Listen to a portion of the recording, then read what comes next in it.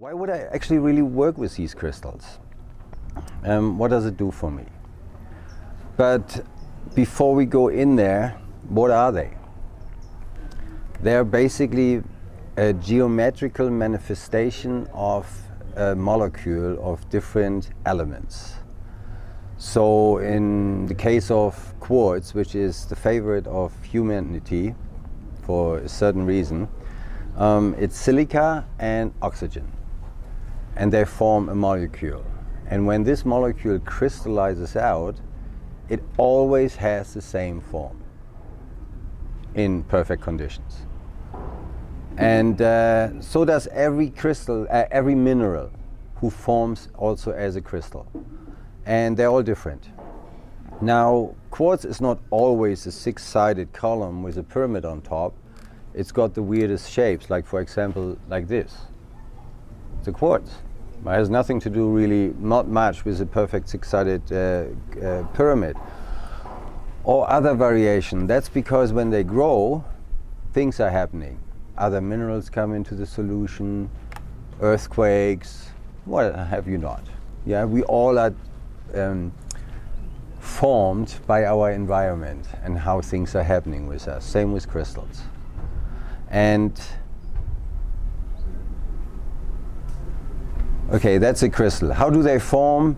Mostly two ways, or only two ways really, out of hot water or out of hot rocks. And hot water, we know that if we have very hot boiling water and we put salt in and salt in and salt in and doesn't dissolve anymore, because the water expands and there's space between the molecules, I can put more salt in, and when the water gets cold, the space shrinks and the salt falls out and forms a crystal. That's how they grow, basically. So, what do they do? I can go from this from gazillions of angles. My newest and favorite is attractor fields and entrainment. Entrainment means if I have a certain field, a vibration of a strength of 10, and I come close to a vibration with a strength of 5, they merge, and the 5 raises its vibration and the 10, in this case, physically lowers its vibration, and they both hang out on 8. So everything has a vibration, and we know that sound heals. Yeah, it's a vibration, nothing else. I have a vibration, this chair has a vibration, everything has a certain vibration. Now, crystals do have their specific vibrations. And if I have some dis-ease, my vibration is off in my body, mentally, physically, or spiritually, I can entrain myself with the perfect vibration of the crystal. And so then, so to speak, be healed, or become aware of my story, or what. Yeah, I can use it basically for everything. If you really want to know how to program crystals or work with them,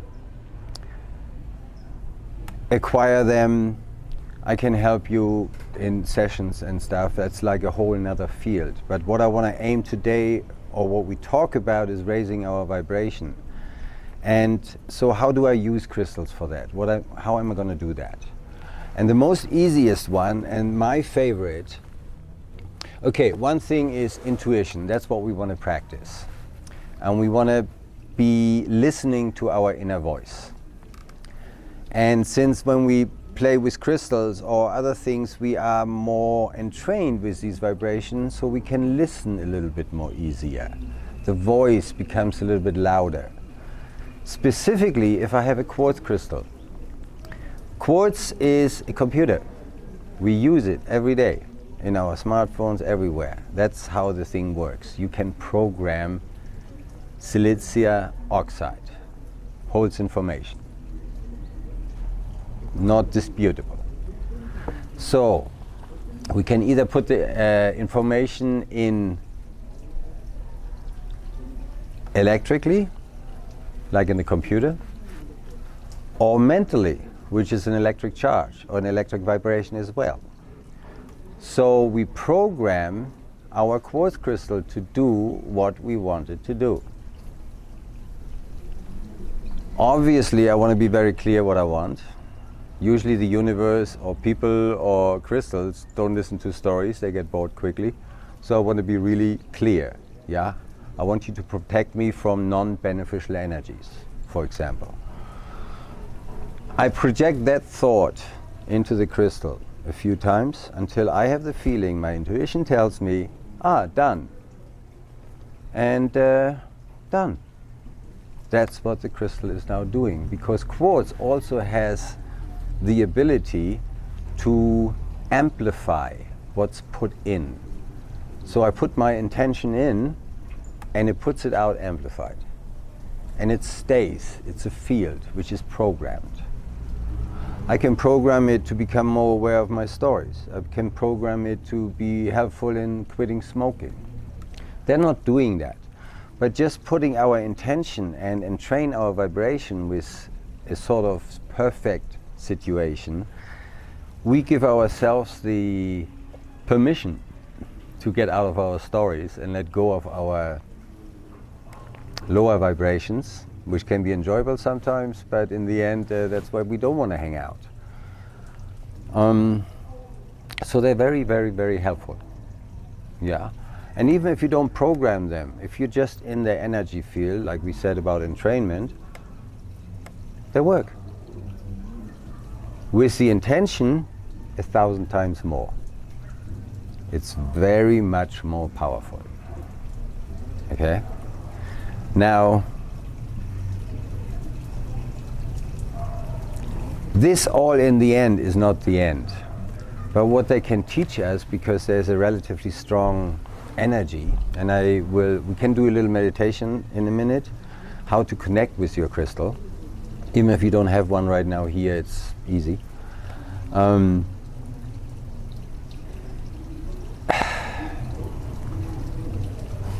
Listening to ourselves, our voice, our heart, gives us the freedom to be the creator of our life. And just by going into our heart and listening to that voice, and then taking the action, having the courage, raises our vibration. Because the mind is not functioning in the higher realms of like who we really are. The mind is for the earth, right? And that has nothing to do with that. And a good rule for intuition is, like, one of my good rules is like, if my mind goes like, what? That can't be true. But it feels sort of like it was the first thing which came, and then my mind goes like, dude, I know I'm absolutely right, because my mind doesn't understand it. It goes like, no, we don't want to go there. I don't know nothing about that. Right? So it's a good like guide of like, okay, so we go there. Yeah.